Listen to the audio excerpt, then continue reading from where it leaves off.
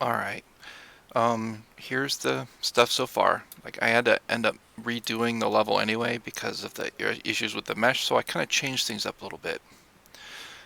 So here's the game, alright? We're starting in this room. And trigger. There's going to be a countdown. 3, 2, 1. Door opens, door closes.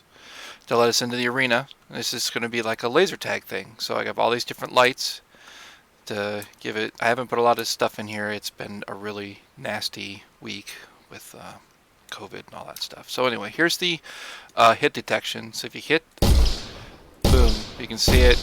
There's a debug thing. It detects that it hits the trigger box. There's a hit box. I'll show you here in the blueprint.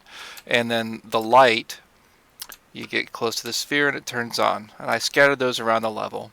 Alright, so that in different areas it's going to be sort of like disco. Like I'm going to have these other lights like rotating in colors and stuff. It's going to be really trippy. Now the third thing I added was a sprint.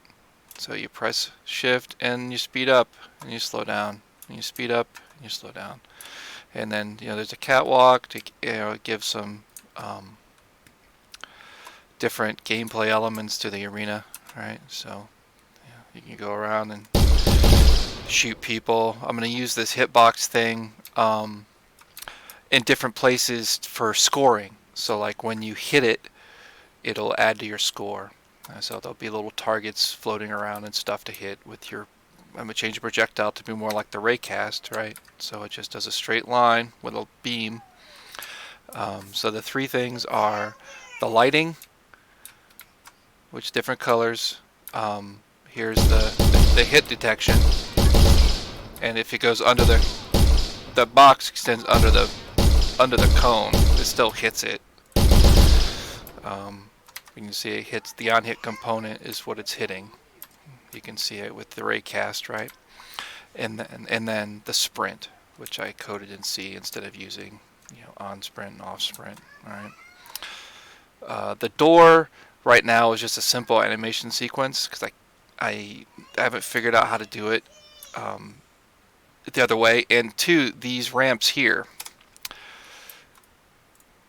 I moved the pivot right there, right? Because what I want to do is have a switch on the ceiling that the player can shoot, and then it'll raise and lower these.